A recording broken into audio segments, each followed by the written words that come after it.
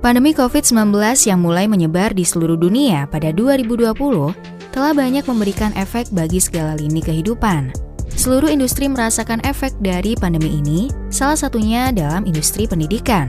Bagi siswa-siswi lulusan tahun 2020 dan 2021, pasti merasakan dampak positif dan negatif dari perubahan pola penerimaan mahasiswa baru di perguruan tinggi. Amerika Serikat memiliki sebuah organisasi nirlaba dalam bidang pendidikan yang dikenal dengan Dewan Sekolah Tinggi. Dewan Sekolah Tinggi ini memiliki program tes masuk perguruan tinggi Amerika Serikat untuk seluruh siswa-siswi di dunia. Program tes tersebut bernama SAT atau Scholastic Aptitude Test dan AP Test atau Advanced Placement.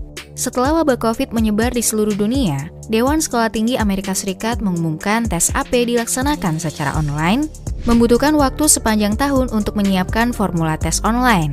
Tes AP terdiri dari soal pilihan ganda dan jawaban tertulis dengan durasi yang dipersingkat menjadi 45 menit. Kebijakan baru juga diterbitkan, yaitu pelaksanaan tes dilakukan serentak di seluruh dunia.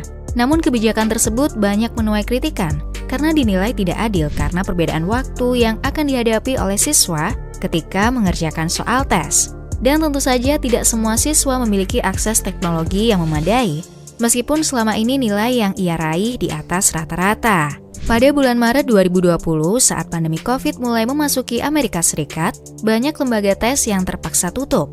Program SAT pada bulan Mei dan Juni juga dibatalkan, dan Dewan Sekolah Tinggi mengumumkan rencana mengadakan tes setiap bulan dari bulan Agustus hingga akhir tahun 2020.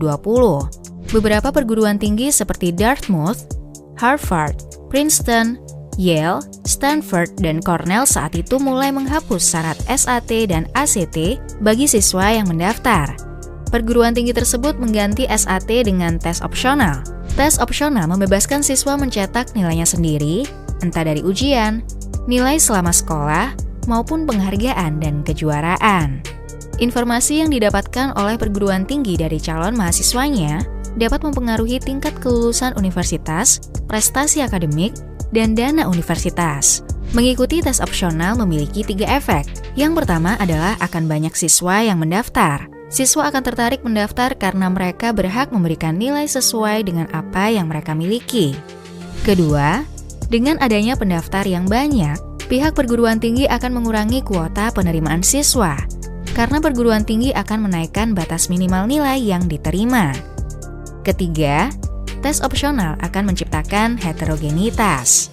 Secara umum, karyawan admisi perguruan tinggi setuju bahwa keberhasilan perguruan tinggi adalah ketika menerima siswa dengan nilai AP dan IB atau International Baccalaureate tinggi, serta memiliki penghargaan.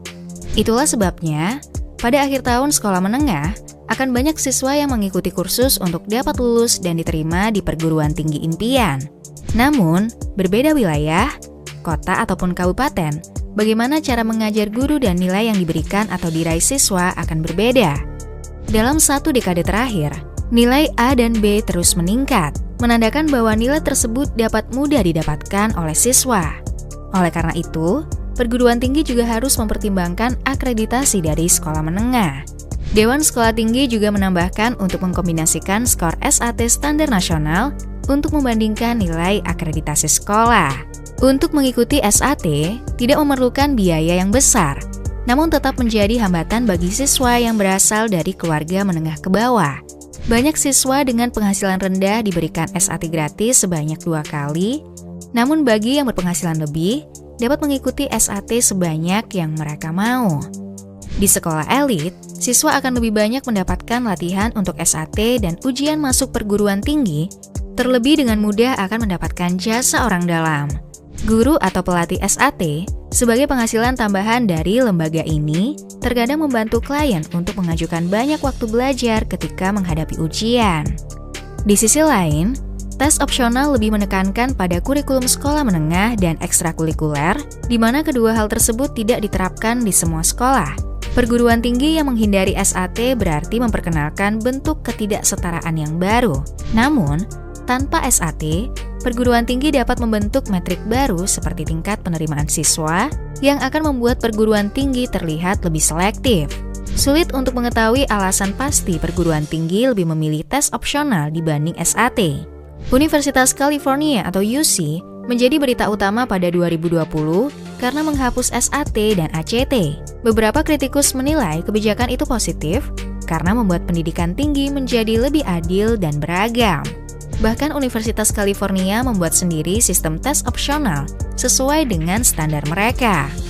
Sejak 2001, Universitas California telah menyampaikan kepada Dewan Sekolah Tinggi untuk menghapus SAT dan mendesain ulang sistem tes masuk perguruan tinggi. Dewan sekolah harus lebih menyadari bahwa klien sesungguhnya adalah sekolah atau perguruan tinggi, bukan siswanya. Jika menurut perguruan tinggi sistem yang dikembangkan oleh Dewan Sekolah tidak sesuai, maka perguruan tinggi akan lebih memilih untuk membuat sistemnya sendiri.